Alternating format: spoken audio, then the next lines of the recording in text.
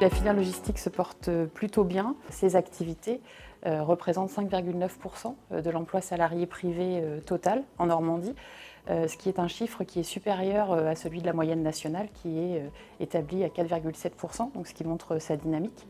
On a une surreprésentation par contre des emplois qui sont plutôt dans les secteurs du maritime et du fluvial, du portuaire, et également dans tout ce qui concerne l'affrètement et l'organisation de transport, mais c'est lié justement à la présence aussi sur le territoire de deux grands complexes portuaires qui sont remarquables et complémentaires, que sont Aropa Port d'une part, qui regroupe donc les ports du Havre, de Rouen et de Paris, et puis les ports de ce qu'on appelle ports de Normandie, donc, qui regroupe pour sa part les ports de Caen, Dieppe et Cherbourg.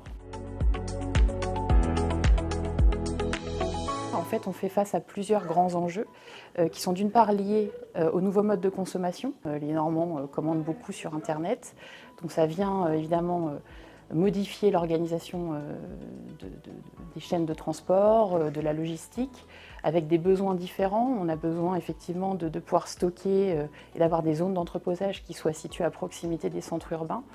Et puis on a aussi de nouveaux enjeux qui sont liés aussi à la consommation locale.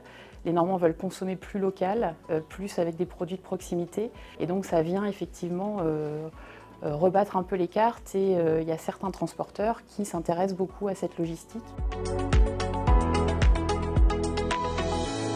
Alors, Logistique Seine-Normandie est une filière d'excellence régionale, comme il y en a 11 autres en Normandie. C'est aujourd'hui 230 adhérents qui nous font confiance et qui viennent au sein du réseau pour trouver effectivement des outils d'aide à la compétitivité, à la performance. Donc on monte un programme d'action triannuel avec eux et ensuite on décline en allant chercher et des financements privés et des financements publics.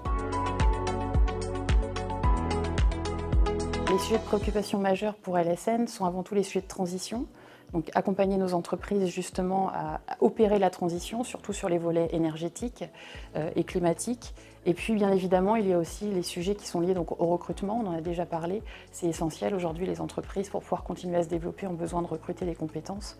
Et puis peut-être le troisième sujet, c'est l'innovation, parce qu'effectivement, être en capacité de pouvoir apporter à nos adhérents des outils innovants pour les aider à performer et à être plus compétitifs et avoir un temps d'avance, c'est extrêmement important. Les transitions liées au numérique responsable, les transitions énergétiques, donc éclairer nos adhérents sur vers quel type d'énergie ils pourront se tourner. Et puis peut-être deux autres sujets aussi qui nous préoccupent de manière importante. C'est d'une part la multimodalité, on en a un peu parlé, le report modal ou la complémentarité modale pour aller vers ces objectifs de transition. Et puis peut-être le dernier sujet serait celui de la sobriété foncière, puisqu'on a des obligations dans le cadre du zéro artificialisation nette, notamment de limiter l'artificialisation des sols à hauteur de 50% d'ici à 2030 et de ne plus du tout artificialiser à partir de 2050. Le fait que la Caisse d'épargne de Normandie ait rejoint le réseau LSN est extrêmement intéressant pour nous pour plusieurs raisons. Et la principale, je dirais, c'est déjà d'avoir un regard attentif par rapport aux problématiques et aux attentes de nos entreprises. Il faut pouvoir les accompagner financièrement avec des outils aussi innovants. Et c'est ce que propose la Caisse d'épargne. D'avoir finalement un partenaire bancaire qui puisse être au plus proche des préoccupations et qui comprenne les attentes que peuvent avoir les entreprises, pour nous c'est extrêmement précieux.